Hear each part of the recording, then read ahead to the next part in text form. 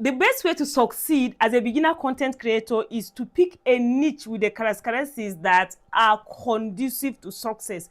Reason is because your niche is going to dictate everything around your brand, from the kind of services you can render, the kind of audience you serve, the kind of brand you can work with, the kind of product you can sell. And by understanding a specific need of a niche can position you in a market that can attract more clients, more sales, and all that. And that is why in this video today, I want to share with you how to find a niche, a profitable niche for yourself as a beginner content creator. The first thing is you need to know your why. Why are you interested in content creation? What is your motivation? That is the major difference. A lot of people start content creation and before you know it, they give up.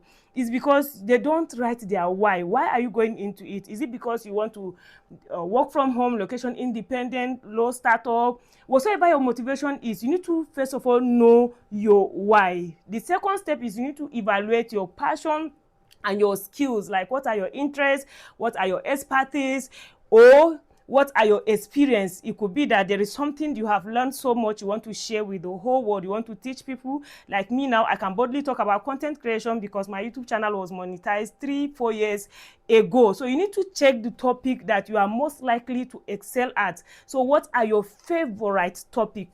Take a pen or a writing note and list them out, which will take me to the second or third step. Find a few different niches that are profitable in that your area of skills and passion and interest and all that. Check what other people are doing, and in checking that, you also need to put in consideration the demography of the potential audience that you want to serve.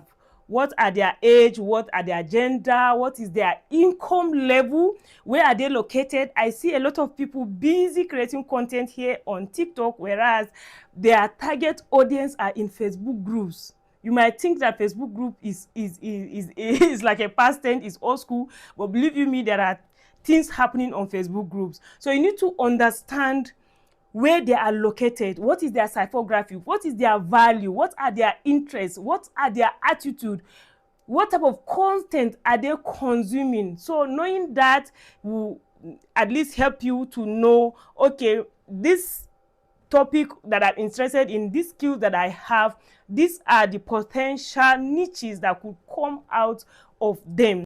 Which will take me to the fourth step: narrow down your niche. So in narrowing down your niche, there are questions you need to ask, which I list them down right here. Do you have any personal or professional experience in those niches that you list? Is there something you are more passionate about in that niche? Do you have any existing connection in these niches? Is this niche too broad for what you are doing? Is it so much wide? And if it is too saturated or is too broad, what is the uniqueness can you bring into it if it is too saturated? If it is too broad, what other sub niches can come under that? Like, let's say you want to go into parenting. Parenting is very broad, but you can now come down, niche down to like parenting teenagers or children, or maybe you can talk about pregnancy. You can, in pregnancy is 9 months, you can now talk about managing the first trimester, something like that. You can just narrow down your niche. So these are the steps. The last but not the least, you need to validate your niche. Like, you can come online for a start. Before you even go deep, you can ask, if I could talk to you about this and that, is that something you are interested in?